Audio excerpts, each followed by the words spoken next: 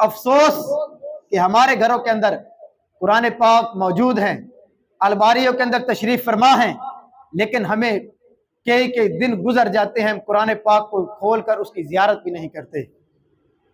اگر کوئی فوتگی کا کوئی مشکل کا مرحلہ آ جائے تو اس وقت بھی کچھ لوگوں کو توفیق ملتی ہے پڑھنے کی، بعض تو اس وقت بھی مدرسے سے بچے بلوا کر تلاوت کروا لیتے ہیں، خود اس وقت بھی توفیق نہیں ملتی۔ کتنی بد نصیبی ہے کہ قرآن ہمارے گھر میں موجود ہے لیکن مہینے گزر جاتے ہیں، ہم کھول کر اس کی زیارت ہی نہیں کرتے۔ اے اللہ کے بندو، اگر اس کا معنی مفہوم نہیں بھی سمجھ آ رہا، فقط اس کی تلاوت ہی کر لیں، اللہ تبارک و تعالیٰ اس کی برکت سے بندے کے دل کو روشن کر دیتا ہے۔ آپ دیکھیں گے کہ جو لوگ قرآن پاک کی تلاوت کرتے ہیں، اللہ تبارک و تعالیٰ ان کے دلوں کو نرم کر دیتا ہے، ان کے دلوں میں خوف خدا پیدا ہوتا ہے۔ یہ قرآن کی تاثیر ہے، یہ قرآن کی برکت ہے۔ اس قرآن کو سن کر بڑے بڑے کفار نے توبہ کر لی، دین اسلام قبول کر لیا، تو ایک مسلمان اگر اس کی تلاوت کرے گا تو اللہ تبارک و تعالیٰ اس کو برکتیں کیوں نہیں عطا فرمائے گا؟ ہمارے بزرگ تو ایک رات کے اندر ختم قرآن کیا کرتے تھے، ایک رات کے اندر۔ امام اعظم ابو حنیفہ رحمۃ اللہ علیہ ایک ماہ رمضان کے اندر 60 دفعہ ختم قرآن کیا کرتے تھے، ایک دن کے اندر، ایک رات کے اندر۔ یہ ہمارے بزرگ تھے، لیکن ہمارا کیا معمول ہے؟ ہم نے ایک دن میں ختم قرآن تو کرنا دور کی بات، ہم نے تو پورا ماہ رمضان بھی ایک قرآن پاک ختم نہ کر سکے۔ ہمیں تراویح کے اندر قرآن پاک سننے کا موقع ملا تھا، ہم نے وہ بھی پوری 20 تراویح کے اندر قرآن پاک نہیں سنا۔ ہم نے کیا حاصل کیا؟ اپنے بزرگوں کی محبت کا ہم دعویٰ کریں، ہم مولا علی کی محبت کا دعویٰ کریں، صحابہ کی محبت کا دعویٰ کریں، لیکن اعمال ہمارے ان کے اعمال کے بالکل برعکس ہوں۔ تو اس لیے قرآن پاک کو پڑھیں، اس کے نور کو حاصل کریں۔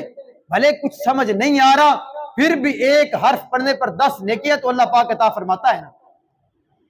ایسی کون سی کتاب ہے دنیا میں جس کو پڑھنے پر اللہ پاک جب وہ ایک حرف کے بدلے 10 نیکیاں عطا فرمائے؟ یہ شرف صرف قرآن پاک کو ملا ہے، لیکن بد نصیبی ہے کہ ہم قرآن پاک سے دور ہوتے جا رہے ہیں۔ جتنا ہم قرآن سے دور ہو رہے ہیں، اتنا ہی ہم دنیاوی طور پر ذلت اور رسوائی کے شکار بھی ہوتے جا رہے ہیں۔ اور تو کریں، قرآن پاک کے فضائل پر غور کریں، اللہ پاک بندوں کو کتنا شرف اور عزت عطا فرماتا ہے صرف تلاوت قرآن کی برکت سے، لیکن ہم اتنا دور کیوں ہیں؟ یاد رکھیں، اگر تلاوت قرآن سے دور ہے نا تو یہ سمجھ لیں کہ اللہ تبارک و تعالیٰ کی بارگاہ سے توفیق چھن چکی ہے، اللہ پاک نہیں ہم پر راضی۔ اقبال نے کیا کہا تھا؟ وہ معزز تھے زمانے میں مسلمان ہو کر اور ہم خار ہوئے تاریخ قرآن ہو کر۔ ہماری ذلت اور رسوائی کا سبب کیا ہے؟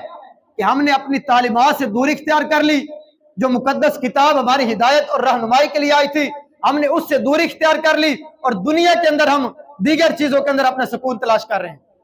بھائی قرآن فرما رہا ہے الا بذکر اللہ تطمئن القلوب، اللہ کے ذکر میں دلوں کا چین ہے۔ تم کہاں میوزک میں سکون تلاش کرتے پھر رہے ہو؟ کہاں موسیقی کے اندر، گانوں کے اندر سکون تلاش کر رہے ہو؟ کہاں حرام کاموں کے اندر اپنا عارضی سکون تلاش کرنے کی کوشش کر رہے ہو؟ ان چیزوں سے تمہیں سکون نہیں ملے گا، تمہیں نیند کی گولیاں کھا کر سونا پڑے گا۔